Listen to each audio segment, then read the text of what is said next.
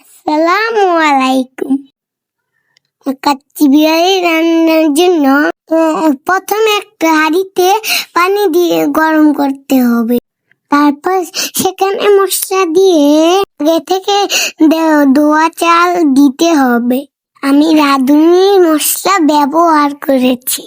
আমি 80% সিদ্ধ করে নিব।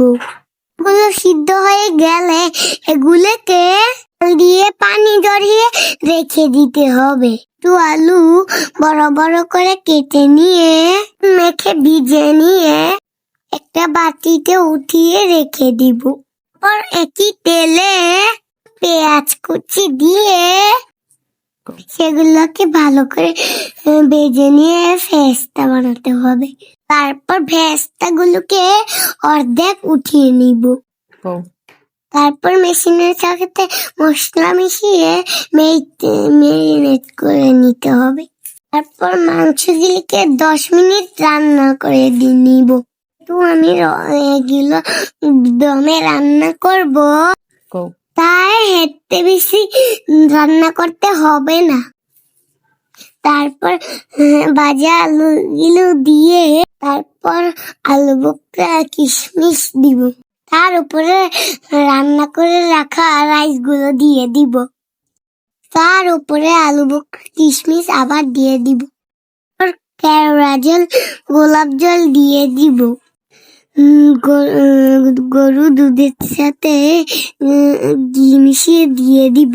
গরুর দুধের সাথে বিরিয়ানির মশলাও দিয়ে দিব। তারপর পেঁয়াজ বেরেস্তাগুলো উপরে ছড়িয়ে দিব। কাঁচামরিচ রাইসের উপর গেছে গেছে দিব। পেঁয়াজ বেরেস্তায় আমি চিনি মিশিয়ে রেখেছিলাম। আটা দিয়ে হাঁড়ির চারপাশে লাগিয়ে দিব। ঢাকনাটা ভালো করে লাগিয়ে দিব।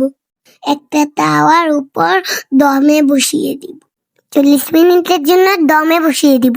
মাঝখানে আমি আমার সালাদ গুলো কেটে নিব। 30 মিনিট হয়ে গেলে আমি হাঁড়িতে উঠিয়ে নিব। আটাগুলো সারিয়ে ঢাকনাটা তুলে দিব। কি গান! আমার তো আবার খেতে ইচ্ছা করছে। বন্ধুরা, তোমরা একবার বাড়িতে খেয়ে দেখবে। আমার চ্যানেলটা ভালো লাগলে সবাই লাইক সাবস্ক্রাইব করে দিবে।